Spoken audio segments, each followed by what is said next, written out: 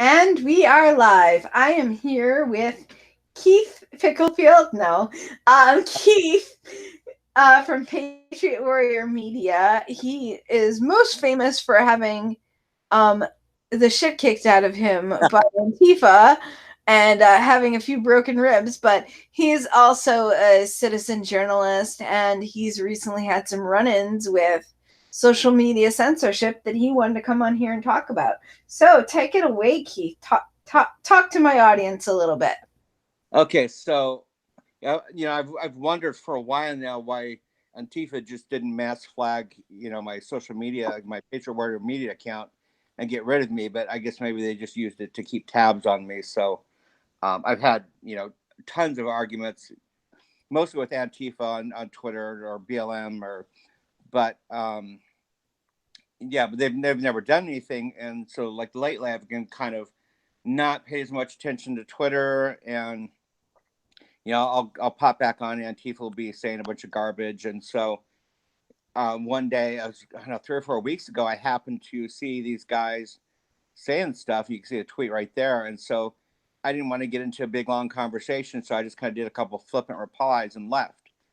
Came back the next day, and it's like, man, I got a permanent ban for targeting and harassing people, and those were my targeting and harassing tweets. The three you see there that I got banned for. I don't know if it's showing on the screen. Okay, maybe not. They were I screen shared, but I'm not seeing it in my preview. I can see it, but in a little tiny box. But anyway, I mean, they were really innocuous. I didn't go after them, but it's easy to prove that Antifa have been targeting and harassing me for the past 18 months with death threats or whatever, threats of this or threats of that, or doxing repeatedly. And so they basically have been targeting and harassing me for the past ever since I got attacked about almost 2 years ago. They've been going after me since then. And yet I get banned for targeting and harassing them, which was not happening. And I think the worst fallout from this is probably, for the first week, they deleted all my followers. They but I still have my direct messages, and I couldn't respond to those, but at least I had the contact info to a lot of people I've been talking to for the past couple of years. Then after a week, they wiped that out, so those were all gone. And Yeah, then, by the way, everyone who's watching, if you know you're at risk of getting kicked off of Facebook, Twitter, whatever, save that shit. start going through your contacts and exchanging email addresses with people. I post mine all the time. I know Justin Anti-Theist, I guess he's just in trouble now. Yeah. He has this problem where he gets locked out of Facebook and he's like, I can't message this person. Yeah. And I think he needs to start exchanging because he's been put in Facebook jail so many times. But this is what people need to do. They need to start, and get on Discord servers so you can contact people on Discord. People don't even realize what a great resource it is. I'll add to the links in the description, but you can also look in my videos tab. I have done some videos on how to use Discord to get people started with it if you're not comfortable with it yet. Yeah, Discord's come a long way from when it was just for gamers, interacting with their fans and stuff. I think it's been good ever since I was on it, but it's now more and more servers are being made for stuff that isn't gamers. So I came to Discord even though I wasn't a gamer. I came in 2016, and most people that were on it, I think, were gamers at that point. Yeah. Yeah. So, I lost all my contacts I didn't have on another platform or whatever. And then after that, they blocked me. I couldn't even go to the website, twitter.com. I couldn't even type in and go there. They would block me from going on Twitter. Oh, wow. All my backup accounts were blocked.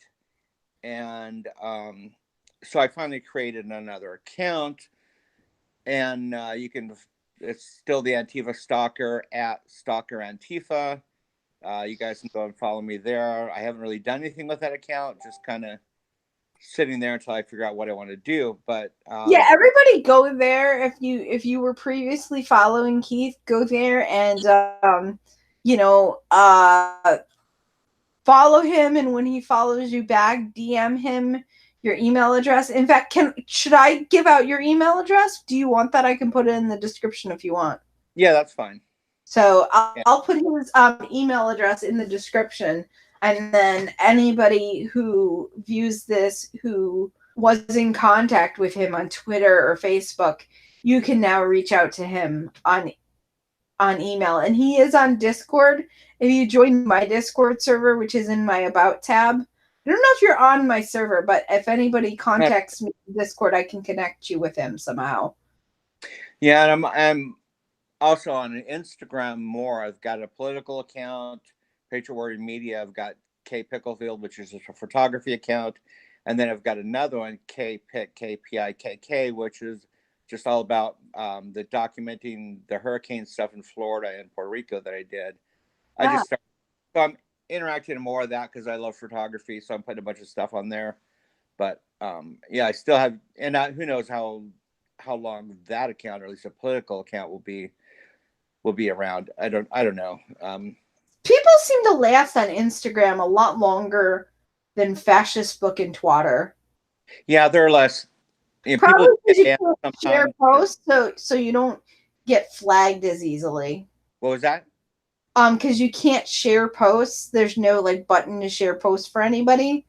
So people are less likely to start fighting with the left and the left fighting with the right. So they don't, Yeah, I you think you know. forget get people who like you, and yeah, I think so. It's not as easy to. It's not like Twitter where you can easily reach a lot of people and interact with a lot of people. So there's a definite safety in being lost in the millions, and so that my account I'm sure will be around for a while. I mean, my YouTube channel, has been flagged, and most of my stuff gets demonetized sometimes before I even live. But once they got your number, they got you. But the problem with being relocated to other social media, whether it be Gab or any of the other ones, it's like you get into a smaller and smaller echo chamber. And I think Right. it helps, when you argue with the other side, it helps increase your convictions. You learn where maybe your arguments need help, or maybe where you might be a little misinformed and need to learn more. But if you only talk to your own side, Well, and you're supposed to know also your enemy. So yeah, also you're going to be able to reach more like mainstream type conservative types on like Fascist Book and Twatter. yeah, The quote unquote boomer conservatives, the kind of people who watch Fox News and maybe Steven Crowder, but don't know about all of us YouTubers who have, 500,000 or just 1,000 subscribers. yeah, I don't really know about anybody but like the most big um creators.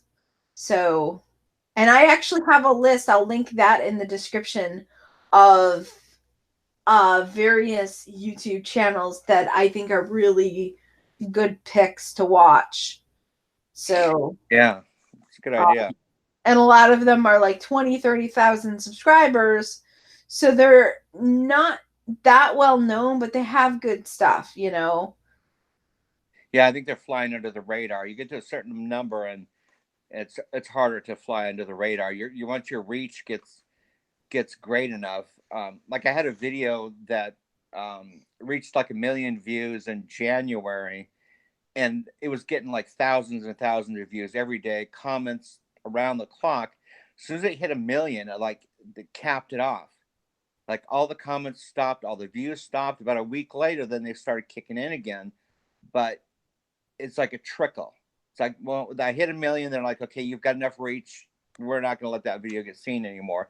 So it gets a few Yeah, views. But you probably stopped getting suggestions. I mean, some of that I think could happen normally, even if you weren't a political channel, yeah, because they tend to share. If you notice, most of the videos they're sharing with you on the side when you're watching videos are going to be videos that are labeled new, and I think it's like 7 days or 8 days that something retains that little gray little new Well, what's weird about this was a video that I posted, I think June 4th, after the Portland thing in 2017, right after the Jeremy Christian thing, and it was a huge deal. The video was at like 50,000 views about 9 months ago, and then suddenly, bam, it took off and got Yeah, so somehow it hit the bam. algorithm. I don't know, man, but Yeah, yeah, so it clearly hit the algorithm. I have, I think one or two. I just dropped my mic. Mic drop, literally. Um, up. All right, from between the crack. All right, so um, I have one video that in particular still gets comments on it, and mhm. it's Trickle, and that's a video that I did about Barbara Specter. So that must come up. And I mostly get nasty comments from uh, like, these alt right Jew hater types, yeah. because that's like a something they always bring up. They always bring up this woman, and that's how I found out about her too. Mm. So, yeah, what you call it? And So look at comments on that video, and then for a long time, like my video on E.T. Williams, that kind of went like mildly, not like hardcore viral, but like low-key viral, and that like helped build my channel. yeah, And I still continued to get comments on that a while after, and then I made more videos about him, mostly hoping to get more like traction. And I right. like the second and third video, I think also got some decent traction. And then I think the third one didn't get very much, so I didn't bother making another one. Maybe I made four. I think I made four videos about him because the first one got such good traction. I was like, I'm gonna do that again. I need more subscribers. But of course, the second and third, they got less and less traction as time went on. The first one did really well. I got very lucky with that one. I wish my views would translate into more subscribers. I have probably 2 million views, and but it's. I don't know. I think most people got driven to my channel right after the Battle of Berkeley when mainstream media was showing my videos, but people don't subscribe, so my subscribers are really low despite my views. But that is what it is. Did you? I know we talked about this a little bit. You know, uh, Tim Pool, and Joe Rogan were on the second time with Jack Dorsey and that trust and safety woman. But the reason I bring this up is I think Tim Pool did a really good job of kind of outlining why the left gets censored and why we get kicked off. And his basic thesis was that conservatives don't really get kicked off until left-wing media complains about them. Left-wing media drives all of Twitter traffic, and Twitter is dependent on left-wing media. So all this big mainstream media, they don't like someone, they didn't like the learn to code thing, and so they got Twitter to start banning everyone from that. And I think that's really true. It's like Twitter needs left-wing media. They don't need right-wing media.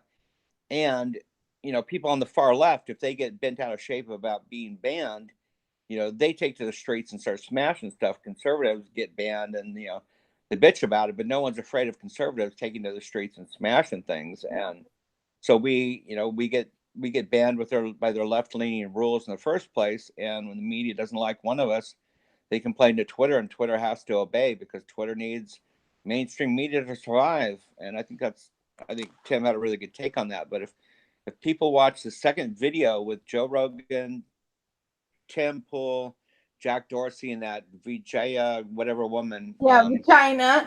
yeah, it's pretty.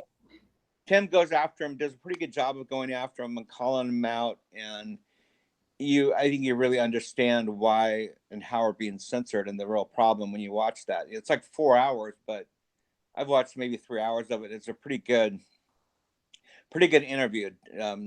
Yeah, Tim stayed after him, kept after him, and he's kind of center left, but Antifa have been shoving him right the past few years. Come right quite a ways, I think, but he does a good job of balanced reporting. So I don't know. I'm going to be focusing on YouTube, be focusing on Instagram, Twitter. I'm not Oh yeah, sure you have way more views than me. I'm sorry. what was that. I said, oh yeah, you have way more views than me. You're going on 2 million, and I have 82,000 and change. Yeah, but and it's the whole thing. It's like back during the Battle of Berkeley, or after the Battle of Berkeley, a news broker reached out to me and said that they wanted to broker my news to mainstream media. I thought, oh, sure, fine, as long as you tag me. And a couple of days later, I went from like 100 views to 250,000 views. Like 2 days later, and then it just took off. But I think I'm surprised you can get more subscribers because, when you got beat up by Antifa, like I saw you on several conservative YouTube channels interviewing you, like Robert Zerfton or something like that. Yeah, And I Carlson. looked at his channel again recently, and he's really grown quite a bit. He's up to, I think, what, like 75,000 subscribers? Well, and the whole channel got demonetized. Same with Very Fake News. His got demonetized too. Um, yeah. It's okay if you don't have too many, but if your reach starts going, then the censorship machine comes after you and makes sure that you can't be too vocal. You can't reach too many people, or it's a problem for the left. Right. Yeah, I mean, the other thing is people in San Francisco tend to have problems earlier, and I think that's because they run into real life Antifa, and like Ashton Birdie had problems practically right away. Her channel was like not that big, and they shut her down at one point, and then she popped back up. But she's being in San Francisco, those people, the activists, probably not all of the activists, but I'm sure some of them work for Google, aka, and YouTube.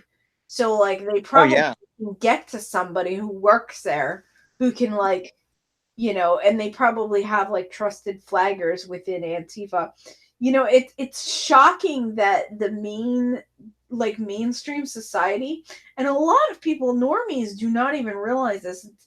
It continues to shock me. Like, I don't know if you saw the stuff that came out about this professor from Villanova University, and she's like openly endorsing, Antifa communist violence in her classrooms, in her university classrooms. Well, that's what a Stanford professor was doing a couple years ago. Same thing.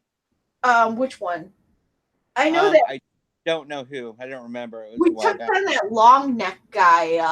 I don't know if he got fired or if he just has to behave himself now. But the guy with the really big neck, Michael Isaacson. I remember that guy. This was, I think, after some other guy. I think it was after that. But yeah, I saw that guy in Tucker Carlson. Yeah. What's funny? The last time I had you on with Gina, and Gina actually ran into him. She would go to Antifa protests and just blend in, like she doesn't stick a mic in their face and ask them difficult questions. She just goes and she marches with them, and they think she's one of them. She kind of even looks like a leftist, even though she's not one. Yeah. And what I used to do, just go march with them and talk to them, and right, exactly. And she blends in, and one of the times she was at a protest, Michael Isaacson was there, and she was like, "Oh, you're Michael Isaacson. Can I get?" She got like a little like mini interview for like maybe 5 minutes with him. So interesting. But I know one of the protests, she went back and forth to both sides, and the Trump supporters even got in her face, and they were like, "You're one of them," and she was like, "Actually, I'm not." She was like, "I voted for Trump," and they were like, "What?" And if you look at her channel and stuff and see, like, she'll even say stuff like directly to the camera when she's a little bit off the side that like endorses that, like, that reinforces she really is a Trump supporter.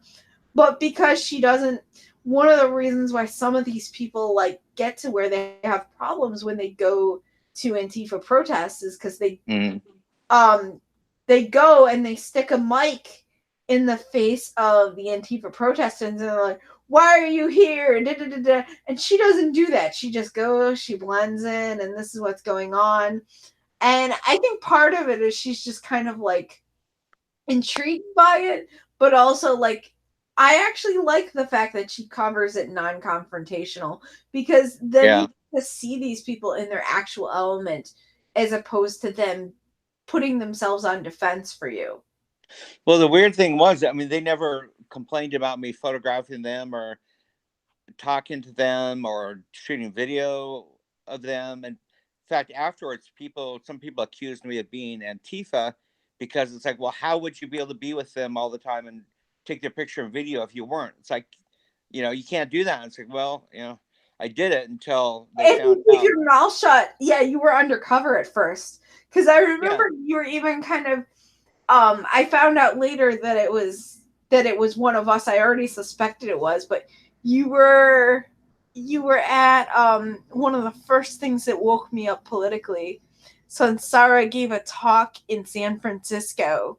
Oh God. Oh well, I was at the one she gave at UC Berkeley on May Yeah, 4th. Yeah. and you were kind of like pushing back a little bit. Yeah. They kept saying, And "Put your camera away. Put your video yeah, camera." and then she says, "But I love your T-shirt," and you had some like T-shirt Oh, that's with right. a It was total a fuck leftist no. slogan on it. It was no Trump, no KKK, no fascist USA. I used to wear that when I would go to like a Antifa event, and they would that I was part of them. I'd wear like a fuck Trump uh, uh, button or something. Yeah, And even so, like when you kept like refusing to or trying to not put your camera away, and she was like, I didn't know who you were, of course, at the time, but yeah. I was watching the stream, her version of the stream that she put up, and Shit, I so seen I that. You gotta send couldn't. me a link. What's that? You gotta send me a link. I haven't even seen that. Oh, I think it's on. It's either on the Refuse Fascism YouTube channel or her YouTube channel. Oh, Well, I have to. Sarah Taylor has a YouTube channel too. I don't follow her the way I used to. When I first woke up politically, I used to follow this woman, and everybody else was talking about Falarka. And I Yeah, was following her because I was like, everybody follows Falarka. Who's this other woman who's like another Falarka, but slightly less? I mean, she's a little tamer, but more dangerous. yeah. You know, So, someone was helping me. I was gonna get a debate with between her and Jack Posobiec uh, because she likes to debate, and so does Jack. But I don't know. We just couldn't. I had her information was given to it by somebody I can't name, but so Jack, I was going to moderate, and Jack was thinking about doing the debating her, but we just never could work it out, and he's too busy anyway. But yeah, and it was one of her lieutenants, Raphael, oh, who I know who that is. yeah, well, so the Antifa leaked the info, Rafael Kadaris. huh? Rafael Kadaris. Yeah, so Antifa gave him the info, and then he went to her and to Falarka, and they got my YouTube channel. Then it was just like not long after that they got me. Oh, that's how you got doxxed, by trying Yeah. to do Well, you something know what? outside of like I the undercover stuff. See, yeah, that'll. see. I was trying to bridge. Well, I was trying to like de-escalate the violence and thinking maybe not all Antifa are for violence. Maybe some of them are for. So, I was trying to. Oh, you silly, Guy. silly boy. What was that? I said, oh, you silly, silly boy. The definition of Antifa is supposed to be like the militant arm of communism. Well, and so I'd been seen and talking to this guy without his mask on, and so finally I said, hey, I'd like to talk with you, interview you or something, and maybe Skype or something, so that we wouldn't actually be together, so it wouldn't be a risk for either of us. But anyways, so yeah, I showed him my But for them, huh? opinions and words are violence. So Well, like, they'll be like, "You're beating me up," when you're just saying stuff that they don't like to hear. Whereas conservatives are like sticks and stones, whatever. Just Yeah, don't this was hit more me. my naive days. I thought, even when they said go get him and got me, I really didn't think I was into any trouble till I got hit over the head the first time. And then I was like, oh shit, this is not good. But I just thought they'd let me And take off. when I woke up, like I really woke up very quickly because one of the first things I saw was that guy getting bashed by that bike lock guy. Yeah, I I was saw there. that very early on, and I was watching these live streams, like Tim Pool's live streams and everybody else's live streams, and Yeah, they're throwing M80s into the crowd, and I'm just sitting there like my jaw's hanging down. And at this point, people like, like I ran into somebody on Facebook at one point where they, in one of these like normie political groups, and they yeah, discovered that there were commies. This was before Alexandria Ocasio Cortez. And at right. that point, I had already pretty much woke up political, and they were like, they put up a video, and the guy was like, there's real commies operating in this country. And I was like, I messaged him, and I was like, yep. And I started telling him all the research that I was doing. And he was like, I had no idea. And that's the thing is like, I think a lot of people, and this is one reason why actually someone like Ocasio Cortez is good, because there's a lot of normies who are starting to go, holy shit, there's real commies operating within Yeah, the country. crazy too. Because Yeah, until she came out, it was just people like you and me who like had fallen into this weird corner of YouTube that knew what was going on. And yeah, maybe people like in San Francisco or whatever. But I mean, even people who might live in San Francisco still probably were thinking that these were like Democrats. Without people were probably living in San Francisco being Democrats without even like knowing about Antifa. yeah. Well, Antifa hasn't been active all that long in the U.S. I mean, they're more active in Europe and have been for Right, long. right. So But I tell people about this stuff, and they just kind of, they're like, "Oh, that's really like fringe." And yeah, it's like, yeah, but these people are like really, really dangerous, and they're getting a hold very fast. And also the way they have all these like professors and high school and middle school teachers who are involved in this ideology. Like yeah, that's one of the things that makes it really, really dangerous. And that's why I agree with Magdalene Rose, where she says we have to go after the youth. And this is one thing, yeah, like, we need to figure out a way to access the youth, whether it's for some of our people to start teaching, to go and get teaching jobs. I mean, especially like in Republican areas, we need people to like reach out to the youth and hang on to those areas through yeah, like reaching the youth and telling the youth what's going on. Especially like in places like that, you can reach out to people and tell them what's going on without worrying about losing your job. Because if you're in an area that's like 80% Republican, and yeah, instead you have a lot of people who are falling into like, well, I don't need to contact my people because they're all voting Republican. And it's like, no, that's exactly why you should. You need to hang on to your area. You need to work to make sure your area like stays American. yeah, yeah. I don't know. I keep thinking that at some point the left is going to get tired and they're just going to, Facebook, Twitter, Instagram, YouTube, they'll just get rid of all the conservatives and put us back into the 17th century while, the left has the internet and could vote and whoever they want for presidency. I mean, they could do that literally if, you know, Well, and that's one of the things. As right now we're mostly locked into an echo chamber anyway through the algorithms.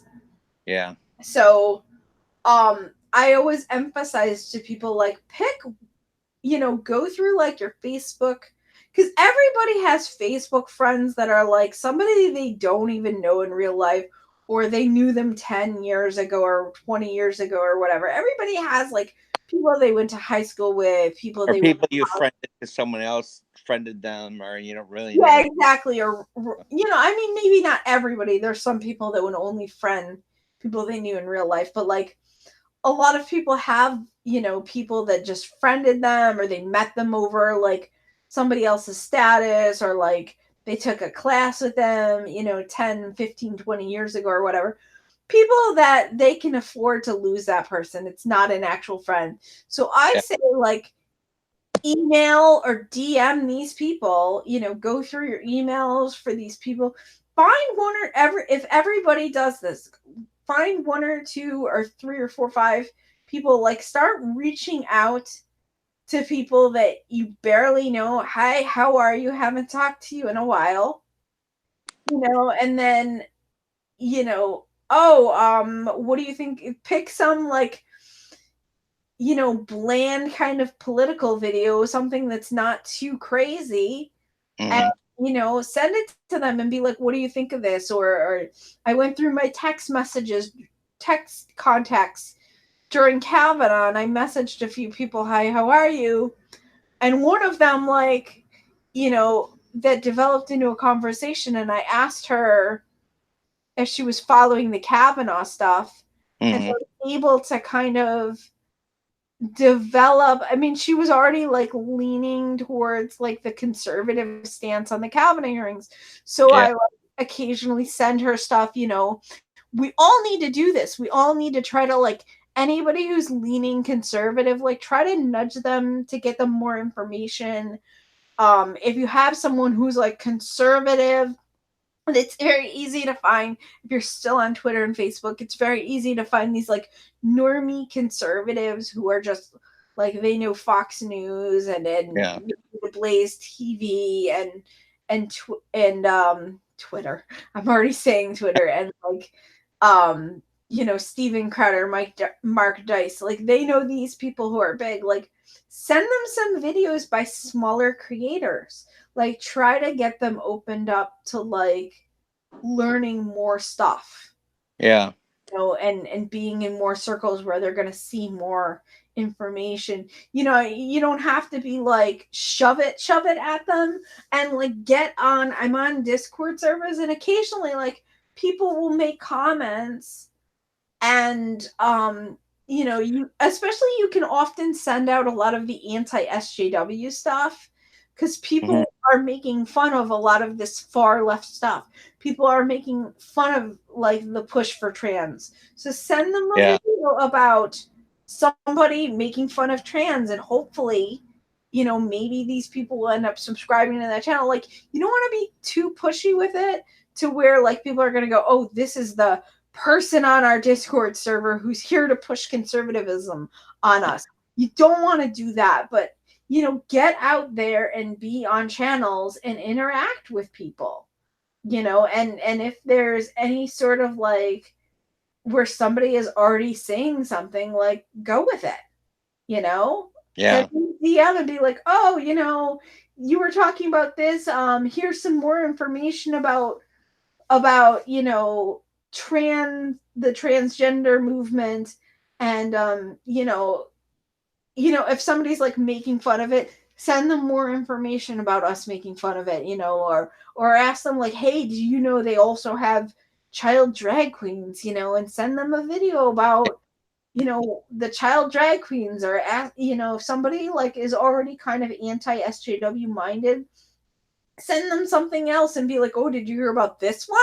you know so Yeah. I was watching anti SJW videos before I got into the political thing, just kind of by accident into 2016. and that's why they actually go after those people so hardcore.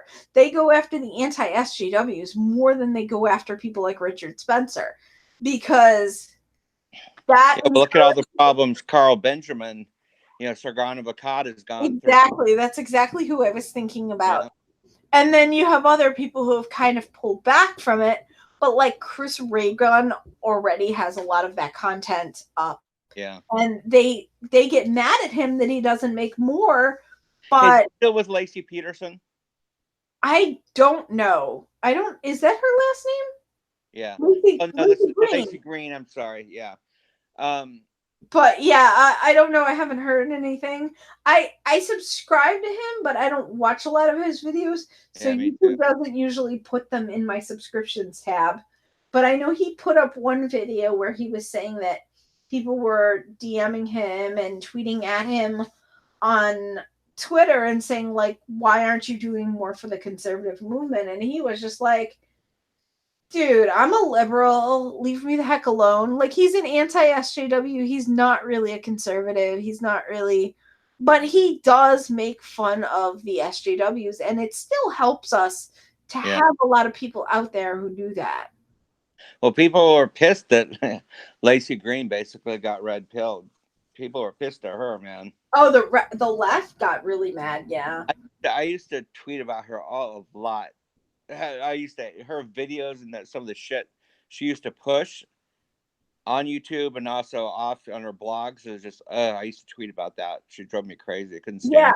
I didn't know too much about who she was, but like before I was political, I would log in to YouTube to like maybe watch tutorials and stuff. Like when I went back to college, I came to the idea that my professor sucked, and I was like, if only I could just sneak into classrooms at another college and watch another professor Yeah, teaching the same material. And I'm like, wait a minute, I can do that. I can go on YouTube and probably there find you go. the same material being taught by somebody who can teach better. So, Jordan Peele. so I was using it for a lot of that type stuff. And then I kind of fell into just a lot of things that I wanted explained to me instead of reading an article. I Yeah, got used to looking for somebody explaining it on YouTube. And so yeah, that's kind of a little bit. And then the other way that I fell into YouTuber politics was they said they said a millennial's rant went viral, and it was Tommy Lahren.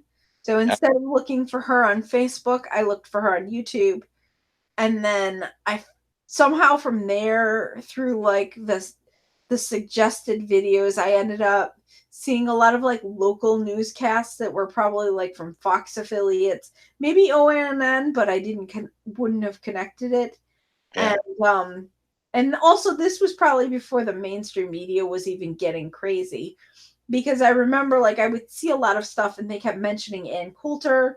So then I was like, who is this Ann Coulter I keep hearing Uh-huh. about? So then I kind of became a fan of hers, didn't get her book just yet, but I Yeah. was watching a lot of her interviews. And then when I was looking for interviews about her, at one point all of the interviews were, I don't think I'm going to be able to speak at Berkeley because they're going to Uh, riot. And yeah. that's when I went back. I had heard about the Milo thing, but I didn't really know what it was. And then when she couldn't speak at Berkeley, I went back and looked up all the Milo stuff. And that's when like the floodgates opened and I like became a member of the political YouTube community.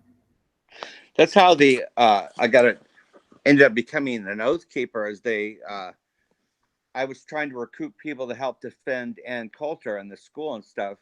And so then the Oath Keepers reached out to me and wanted to offer help and things. And I ended up working for them and then eventually joining them. But Are you prior service in some way? firefighter, Ah, okay. firefighter, military, or um, police. Yeah. Uh, So, I'm prior service army oh, myself. yeah. I don't know if you knew that. Yeah. So, and then ended up Gavin McGinnis flew in and he gave Coulter a speech that she was going to give.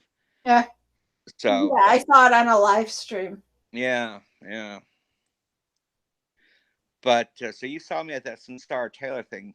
Yeah, that was. I was appalled that for Milo, they had to have guard. Yeah, just for a conservative speaker, you had to have like the National Guard practically. But then you have someone that's going to talk about destroying the government, destroying the police, destroying our country, and she doesn't have to have any guards or anything. I'm like, oh, this is crazy. Well, the problem is, what I say a bunch of us conservatives should organize and just pick one of these like leftist speeches somewhere.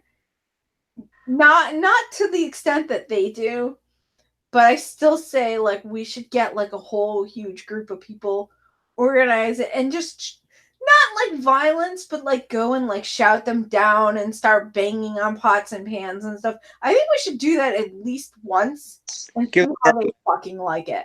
Yeah. See how they like it if like, and like laying on the floor.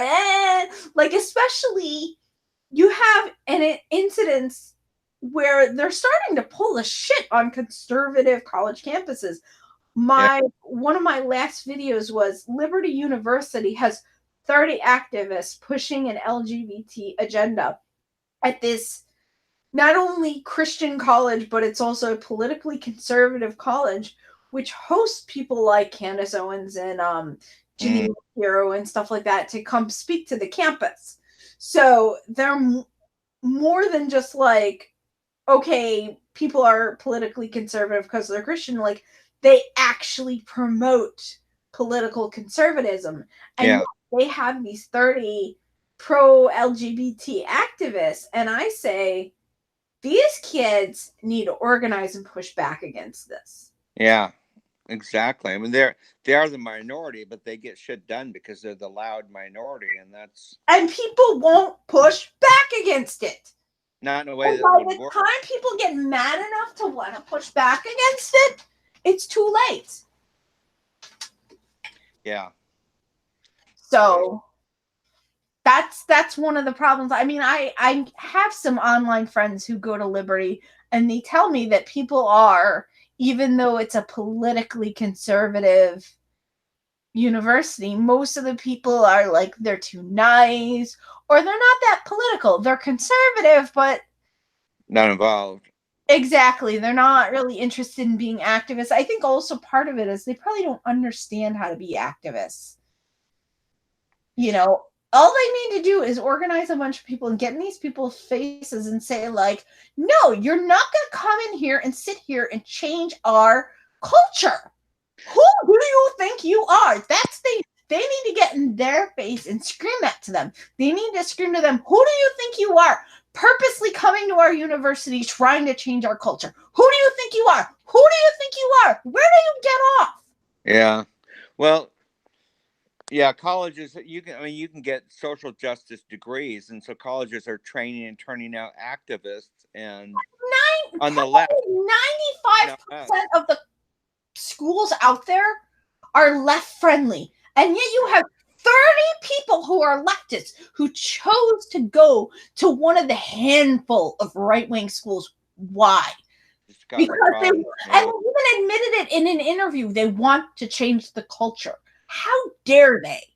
Could you imagine if when conservatives start saying like they want like a right to speak, not even to change the culture on a leftist university, but just the right to have their own little bubble within the university, and they are like shouted down, and like they come into like their speeches and their classes, and they start banging on pots and pans, and and they'll have like 30 people come into a classroom and like literally like lay on the floor and be screaming and just acting like a bunch of like 5-year-olds throwing tantrums. That's why conservatives don't do anything. They don't want to look like a bunch of idiots. Yeah. But I mean that's the thing, is they can't tolerate this. I mean, now it's 30 activists on that school. In a couple of years, if they don't do anything, it's going to be 60 activists, and then it's going to be 100 activists, and then it's going to be 200 activists, and then it's going to be 500 activists. Like, they're going to grow the movement. They're going to convince people to purposely go to this school to like join this. And I suspect that these 30 people went there just to start crap. Probably. I mean, maybe some of them. They knew what was in the school before they went, so yeah. Or at least like a couple of the ringleaders probably went there specifically to start stuff. Where I even found like somebody asking on Quora, is this school friendly to LGBT? And it's like, and what why would you pick that? I'm against people being LGBT, but like, here's something interesting, is that even when you look at politically conservative LGBT people, they're not making waves. They're like, okay, I'm gay, whatever, you know. But these people are intentionally like trying to be a pain in the ass. Well, yeah, they've got an The agenda. thing that bothers me is it's like it's not part of mainstream, you know, even if you're like a Christian, you know, you can go to the college, you could, you know, tell a few people that you're gay. They're probably not going to push back against you. But instead, these people are organizing and, you know, banging the pots and pans and having all kinds of protests and complaining and whining and, you know, just making a big spectacle of themselves. Yeah, And the fact that they're doing that, like, that's, you know, they're particularly trying to change the culture and make it more and more pro LGBT. We have a problem also in the Orthodox Judaism. They're trying to bring this stuff. Orthodox Judaism does not accept, you know, we don't accept gay marriage as like a legit marriage. yeah. So they have had people who are like, I'm Orthodox and I'm doing the first gay marriage. I'm the first Orthodox rabbi to do a gay marriage. And the other Orthodox rabbis have to come out and be like, well, no, you know, that's not part of Orthodoxy. And the thing is, if somebody goes and gets a civil marriage through the state and they're gay, I Mm, recognize that as a civil marriage. But on the other hand, like, as an Orthodox Jew, like, I want that to stay outside of my Orthodox Judaism. Like, I can mix with these people at like conservative political clubs and mix with them online, and I have no problem with that. I yeah, don't judge them for their decisions, but it's like, this is our bubble. I want you to stay outside of that particular bubble. When I'm inside that bubble, I don't want that. I don't want that in my Orthodox bubble. And I think most Orthodox Jews would agree, but we're not bred to like constantly be fighting and bitching and complaining the way the left is. The yeah. left is like perpetually upset. They can never be happy, and they're like you know, it's like when children like throw a fit and parents give in to them. This is the problem. People can't give in to them. They have to keep pushing back because this is the more you give in because you think you're trying to be nice and you're trying to compromise, and that's the problem. American culture We previously capitulate too parents taught their kids to compromise and be nice and get along, and you know, you can't do that with the far left. much. No. Hey, I got to wrap this up pretty Yeah. soon. I mean, and I was a little bit going on a tangent there, but Yeah, that's all right. so yeah, stop sharing. All right. All right. So let me let you have the closing words. Oh, let's see. Close. I still think I've been saying it for a while. There's going to come a time when the left wing media, all the left wing social media platforms, they're all going to at some point decide to, I think, get rid of the conservatives just by bumping them off the platforms, and they can vote how they want, and we'll have to use snail mail, and they can use everything that we're using now. And I think it's just a matter of time before they decide to pull that trigger. It's like, they'll kick some of us off, see how we react. Okay, people don't put up enough stink, so then they'll kick more of us off. And yeah, I think Well, do you also know about Operation Choke Point? The no, debanking? what was that? Operation Choke Point, the debanking from Laurel. I should send that to you and also add that in the description. That's a Oh yeah, I video. know. Well, I know some people are getting their debit cards and stuff canceled and their accounts canceled. Yeah, Yeah, Chase Bank is the great. worst, but I don't know if it's just them. It's probably Oh, not just them. did you say Chase? Chase, yeah. Um, I think there was someone. Well, I don't want to say because I'm not. I Rafael think there's a bank, Tario. I huh? mean, it was reported on all the conservative sites, but Rufio or Rafael Tario, I think his name is Enrique Tario. Enrique Tario. Yeah, He got when he became the chairman or whatever for Proud Boys. He got yeah, they went after him, canceled his accounts, and it's I'm actually guessing one Gavin person. McGinnis isn't with Chase Bank. Huh? I'm guessing Gavin McGinnis isn't with Chase Bank because I'm sure they would have closed his account, and we haven't heard anything like that. Yeah, yeah, I think you're right. But yeah, I mean, it's the left controls social media, and yeah, I don't know what else to say. Got to use fight fire with fire. Yeah, I mean, one thing that's good is millennial and Generation Z conservatives are like have a mindset to fight, whereas the boomers are just like, let's make night, and the younger conservatives are like not of the mindset to make nice. Like they're pretty Yeah, awake as to the fact that like you can't negotiate with these people, you can't make nice with these people, like you can't negotiate with terrorists is an expression. But anyway, let me let you yeah. go because the stream has gone on long enough. I'll have you on again, and everybody should go check out his channel. And I guess you can't follow him at Twitter. You said you have an IG. You mentioned that at the beginning of the stream. Yeah, If anyone's still here. Instagram. Yeah, there's a Patriot Warrior Media Instagram. There's a K Picklefield Instagram, which is photography, and a K Pick KPIKK, which is my hurricane stuff, and of course my YouTube channel, Patriot Warrior Media, is So, still up. you know what you So should do? Go ahead and put those when this video comes out. I think it has to process a little bit, but when the stream actually uploads, go ahead and put it in the comments and I'll pin it to the top. All all of right, the other links to your other stuff. all right, sounds good, AC. All right. Thanks everyone for stopping by my channel. I'll see y'all next time. Thank you. Good night.